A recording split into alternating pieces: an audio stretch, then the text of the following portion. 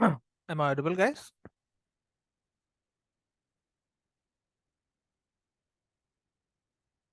Okay, all right.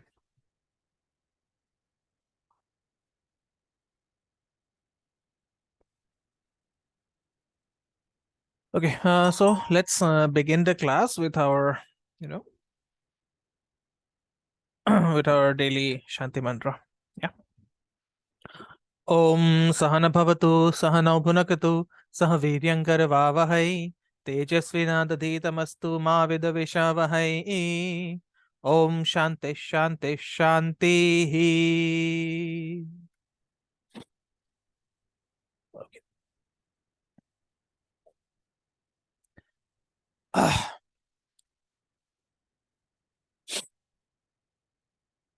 just a minute, guys. My Zoom is updating.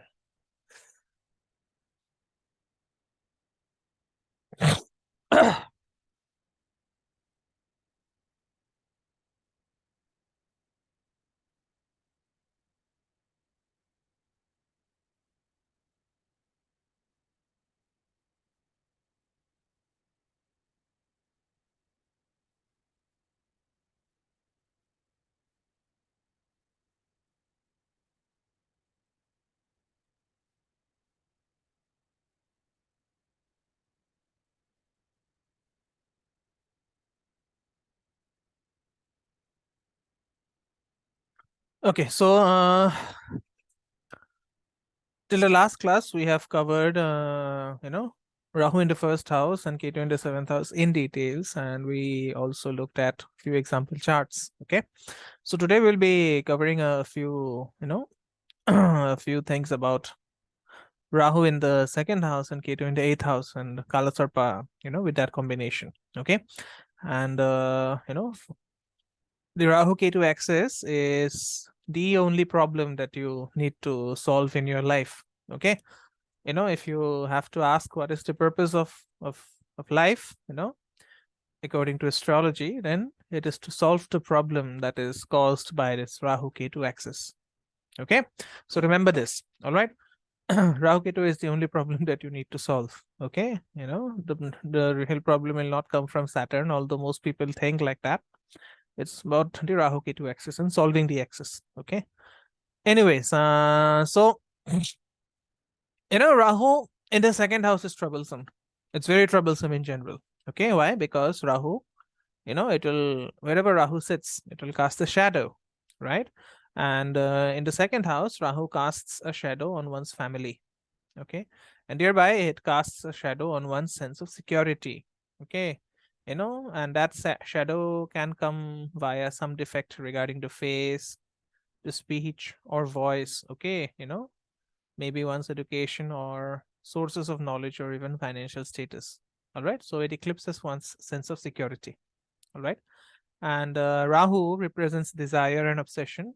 All right, while Ketu denotes ambivalence and detachment. Okay, so with Rahu in the second and Ketu in the eighth, it creates a bias for accumulating securities. Okay, the person becomes an accumulator of sorts. He wants to accumulate a lot of money. Maybe, he would want to accumulate a family, education, right? And why does that accumulating behavior show up? You know, to ensure security for those with whom the native shares a relationship. Okay, for example, if a person with Rahu in this has Rahu in the second, and that person is married, he or she would want to accumulate a lot of money for for making the relationship survive. Okay, or maybe he or she would want to accumulate a lot of money for for making the family financially secure. Okay, so it is the combination of the great accumulator. All right. Now the second house, it rules the mouth and the eyes, and as a result the native may have facial features that fascinate or mesmerize onlookers. Okay, or in some cases he or she might be obsessed with things to do with the mouth or eyes. All right, and out of habit, okay, the native could end up collecting vintage eyewear maybe. Okay, and I read a chart. This guy was from was from the UK, and he had Rahu in the second house, and I told him, what things do you collect basically? And he said that, I collect the teeth of dead people. Okay, not only the teeth of dead people, if someone if someone known to me loses a teeth, I collect that, and it's a part of my collection. And I was just taken aback, okay, by the bizarreness of it. All right. And Rahu, it also signifies foreign objects. Okay, so at some point of life, the native may have to receive a body part, for example, an eye from a donor. Maybe the native has an accident and loses an eye, and then he has to receive an eye from the donor. Okay, or maybe it could also be illness. All right, all you know you go out there, you sit near someone who is having a very bad cold, or maybe even corona, and you all of a sudden you can acquire that illness because it is foreign, it is coming from the other person. All right. More commonly, however, it can indicate dental reconstruction. All right, using false teeth to replace those which have been lost to either decay or accident. Okay. And if Rahu is malefic, you have to see how Rahu is placed. Okay. If Rahu is malefic in the second house, it indicates a potential for poor diet. Okay. Eating disorders and addictions of all kinds. Okay. Now, usually we think that addiction is only oral, for example, drinking or smoking. We just drink or smoke through the mouth. But this Rahu in the second house can indicate any form of consumption, for example, inhalation or even intravenous injection. Okay, maybe they are fond of inhaling some stuff, or maybe they inject themselves with LSD or some chemicals like that. Okay, and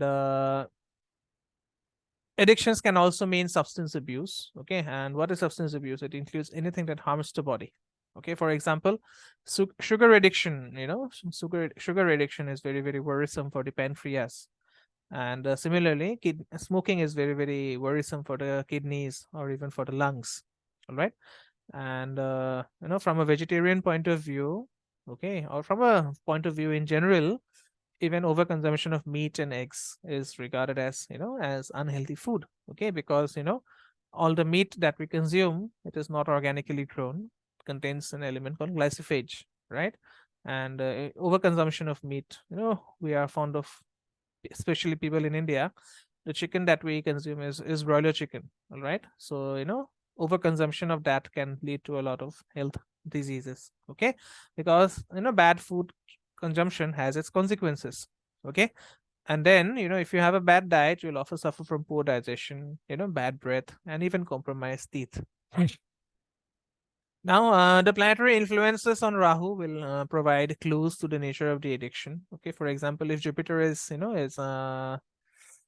say aspecting Rahu or joining Rahu, in that case, the native will be addicted to sugar. Okay, similarly, Mars may demand coffee, right? Moon may cause an addiction of alcohol, or Saturn can cause an addiction towards tobacco. Okay, even Venus can cause addiction for artificial sweetness. Okay, and if nothing, if there is no planet conjuncting or aspecting this Rahu, then Rahu's obsession may simply indicate one who eats or drinks to excess. Okay, and sometimes the native may have exotic tastes in food and drink. Okay, savoring or digesting things that the average person might shun. Okay, for example, I have this Rahu in the second house, and as a child, I was addicted to consuming mud. Okay, even now, that smell of fresh mud makes me very orgasmic. Okay, so somehow I don't do it now, but as a child I used to get beaten up a lot because I used to have mud, just like you have food. Okay, so as I said, it gives a savor for things that are regarded as inedible for the general consumption. Okay, now intentional consumption, as I said, is a very obvious way of polluting the body. But then some people with Rahu in the second, they may be exposed to passive contamination. For example, say food poisoning, it is accidental, it is not intentional. Okay, similarly, a person with Rahu in the second may end up marrying having a spouse who is a chain smoker. So what happens is you're breeding secondhand smoke or toxic fumes, right? And or then suppose you have Rahu in the second house, you can actually predict that the person, if the person has no, no intentional addictions, then maybe the person could be consuming, toxic gases in an industrial environment. Okay. Now the second house, it rules the mouth, but it also rules the lip and tongue. Okay. And the lips and tongue, they can be regarded as sexual organs, right? So, we sometimes refer to a person as having a weak or strong sexual appetite, as if such experience was something to be swallowed, tasted, and digested. Yes. And, if when you speak about sexual appetite, such an appetite is always savored in the act of consumption. Okay. And where does it get stored? It gets stored in the memory. My partner dressed up in this way, and I actually had my partner, right? So it sounds very cheesy, but that's a reality. Yes. So a compulsive Rahu in the second, it suggests that the native may have difficulty in controlling either of these tongues. Literally the mouth, and metaphorically the genitals. Okay. And when there is difficulty in controlling the mouth, we will also have difficulty in controlling the genitals. Okay. And this is a problem. All right. So, the alcoholic, if the native is an alcoholic or drug addict or food junkie, he or she will have little or no control over, over physical compulsions.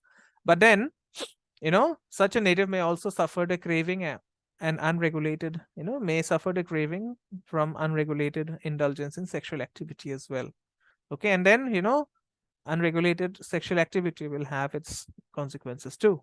Okay. So the native may suffer maladies involving the sexual organs, for example, warts in the genitals, STDs, malformation of sexual organs, bad odor or taste of the genitals, etc. Okay. So it's a very, it's a very peculiar combination, right? Now, the second house, it rules the voice and speech. And as a result, the native may have a flair for the spoken word via dictation, oratory, music or poetry. And if Rahu is influenced by benefics, he might be a singer with good musical voice, or even an orator capable of inspiring others via his powerful words or the, uplifting content of his message. Okay. And if since Rahu represents the foreign element and the second house rules speech, so this native may have an affinity for learning foreign languages or maybe speaking foreign languages. Okay. And because the second is a repository of knowledge, via education or experience, such a native can become a scholar in anthropology or study some oral tradition whose origin is foreign. Okay. For example, traditional Chinese medicine or, shamanic medicine and so on. Okay. If this happens for a foreigner, so that foreigner might develop a real interest in Ayurveda or even in astrology and so on. Okay. Now, Rahu, we know it's a proxy, or a shadow of a thing. It signifies, right? So it can also represent mimicry. And in the second house, that's best done through speech. And I can confirm this because I'm a very good mimic. I can mimic people. All right. And whether the person can imitate the vocal mannerisms of some famous people or duplicate intonations of a foreign language, the principle is the same. All right. And usually, Rahu always represents foreign, carries flamboyant speech. Okay. Rahu does not represent slangs. If you thought that Rahu represents slangs, it does not represent slangs. It represents flamboyance in anything. Okay. And in the second house, it represents flamboyant speech. So, if the graha that represents slang is Saturn, all right, the graha representing slang is Saturn. So if Saturn has any influence on the second house, just like me, the native would be fond of, saying slangs at the drop of a hat. Okay. And I know that because I do that personally, right? But anyways, usually this Rahu makes the native a very charismatic speaker. Okay. And although the native may be occasionally guilty of bombast, okay. So Rahu in the second can, why this bombasting happens? Because Rahu in the second can contaminate whatever comes out of the mouth. Okay. And since Rahu is a malefic, it may spoil the voice, the speech, or the content of the communication of the native. Okay. For example, the native may have a very raspy voice, maybe a stutter in the voice, or maybe some other speech defect. Okay. Maybe the native will suffer because he or she cannot carry a tune. Okay. And why this second house Rahu is so dangerous, right? Because the native is usually cunning in speech or writing, but there is a very big disparity between what the native intends to say and what he or she actually says. Okay, for example, his or her own words may be a blind spot or a liability for his or her intended message. Okay, and the native may be prone to outbursts or spontaneous verbalizations, right? Or maybe the native is fond of using profanity, or maybe the native is a liar, or maybe the things that that come out of the mouth of the native are toxic, as I said. If Saturn or Mars is influencing this Rahu, then the native may indulge in speech that may sound very bullying or very intimidating or very malicious or racist. Okay, and sometimes the expressions of anger, sarcasm, or invective can be very troublesome for the native. Okay, now comes the second house also represents family, so family history may be very important to the native, especially if that family lineage grants privilege or access to things others that others cannot have.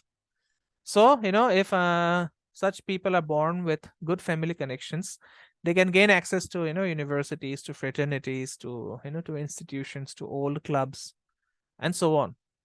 Okay. And with this Rahu and Ketu being in the second and eighth houses, respectively, family themes may be linked to some kind of trauma and death. Okay. Inheritance, secrets, and the unconscious urge to dig things up. Okay, now sometimes these this digging of things may be for noble reasons, for example tracing the lineage of a family tree, but it could also be for ulterior motives, for example trying to get the goods on other people, to reveal or to provoke a scandal. Okay, and for these people the family can be a source of trauma, and the native's early childhood may be fraught with emotional upheavals. Okay, it happened in my case, right? And some family members, they may be physically, emotionally, or mentally unstable. This is true for my father. He is a bit mental. Okay, and that causes a ripple effect through the family and the psyche of the native. All right, and it did cause a ripple effect in me. It affected my psyche, but then of all good fortune, I met my guru who slapped me out of my mental turbulence. Okay, so with Rahu in the second, there is a phenomenon that apply to the family. And what is that phenomenon? The native may constantly feel like a stranger in a strange land. Okay, how does this manifest? The native may feel different from the rest of the clan, for example being the black sheep of the family. Okay, compared to the rest he might feel unattached, like a misfit, right? So in my family I'm the only one who pursues this tantra. Okay, who pursues astrology, no one else does. And people often think I'm a misfit, right? And in some cases, he may suspect he was adopted because he's so different from his parents or siblings. And this is something that, it happened to me. I thought that, I'm adopted. And I constantly asked my mother because I don't look like any of my parents. Okay. So why does this happen? It happens because Rahu is so disruptive, it is very grasping and rebellious. And so in the second house, it can also indicate family feuds. My parents, they went through a very bad phase, almost on the verge of getting divorced. We went to the courts, but then the divorce did not happen because they reconciled for some reason. Yes, and then opportunistic in-laws, which is again true in my case. Okay, and then members disowning or disinheriting others when they don't conform to family expectations and standards. Okay, so this is about Rahu in the second house, and this Rahu in the second, it also reflects a desire to acquire security. Okay, as I said, so for some people it could be monetary, for others it could be the comfort of family, including memorabilia that maintain the illusion of their presence. Okay, now strangely enough for me, security has always been accumulated knowledge, okay, in the physical form of books and libraries. And this is very prominent for me because my ascendant lord is in Sagittarius. Okay, so I've always thought that I've always believed basically that more knowledge will make me secure. Okay, and sometimes I have seen people with Rahu in the second house requiring that intellectual validation that comes with certificates or diplomas or degrees of formal education. Okay, now these people with Rahu in the second,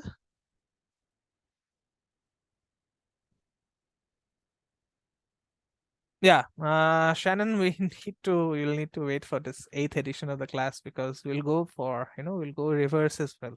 Yes. Yeah, because Rahu is eyeing the second house.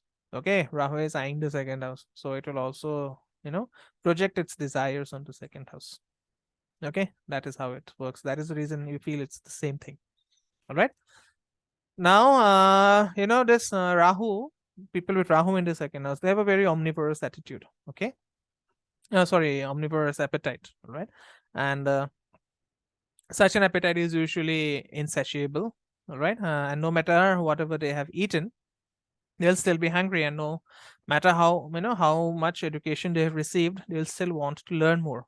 Okay, it's this hunger for everything, because Rahu, he has this big mouth where he cannot digest anything. It just passes, it just passes, and the person will be an illusion of will is often under an illusion that, okay, I need more, I need more, I need more. All right. And no matter how much money they have, they will always crave greater wealth. Okay, no matter how much prestige their family already holds, they will always desire to be more honorable. Okay, and because the second house rules money, the native may benefit financially through any of the karakatva of Rahu. For example, grandparents, foreigners, languages, drugs, research, etc. But because Rahu is also compulsive, finances can be a very chronic black spot for the native, because the native, despite his obsessions, is very unstable in money matters. Okay. And treasuries may be an important theme in the life of the native. And although money is an obvious store of value, others are also common. Okay. So because, this Rahu in the second house, it represents treasuries. So it can give professions like art curators, or, antiquarian book collectors, or librarians in charge of databases. So, these people are custodians of things that represent value. Okay. And the native may be a passionate collector of books, coins, jewelry, stamps, wine, and photographs, especially of family and ancestors. Okay. So, since the second house, it rules memory, another store of value, right? Memory is another store of value. So, the native may be, obsessed with developing powers of recall. Some people with this combination, they have the power, they have the memory of elephants. Okay. And as a child, I was, I was blessed with a very strong, memory. And it was also because, my Mercury was being aspected by this Rahu. All right. I have Jupiter, Sun, and Mercury in the 6th house. So this Rahu from the second house, it looks directly at this Mercury. All right. So, I could take pride in reciting long passages of prose and poetry as a child. Okay.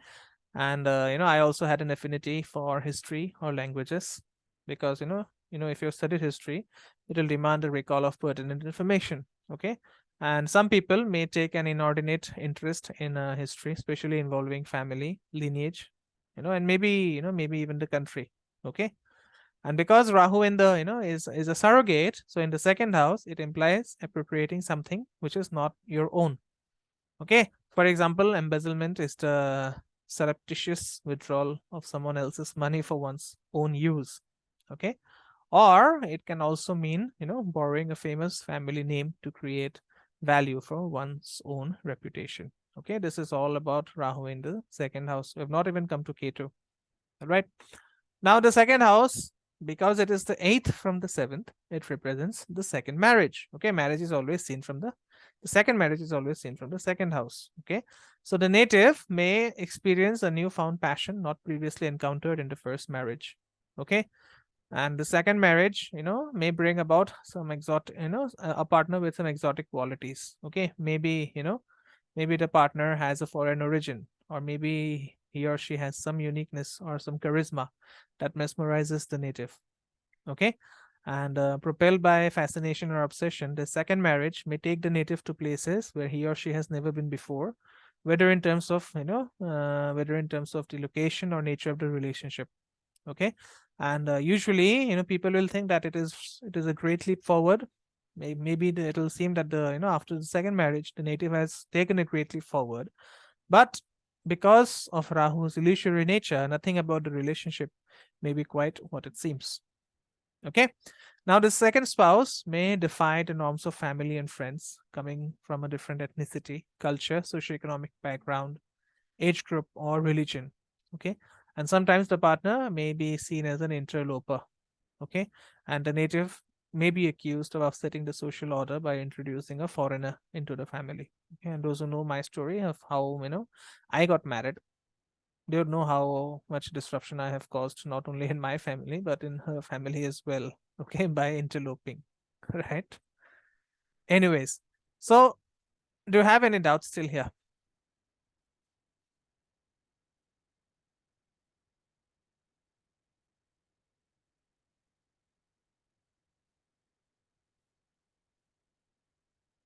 All right. Okay then. Great, Shannon. Okay then, guys. I'll stop here today, and we will meet tomorrow for the Lajitadi Avastha. Okay, because that is very very important, and I hope to see both of you there. Okay, so tomorrow at 8 o'clock we meet for the Lajitadi Avastha, and in the next class we'll read about, we'll discuss about Ketu in the eighth house, and then we'll take a few example charts to back up, whatever we have studied. All right then. Thank you so much, guys. Thank you for joining in, and I'll see you tomorrow for the Lajitadi Avasthas class. Namaste.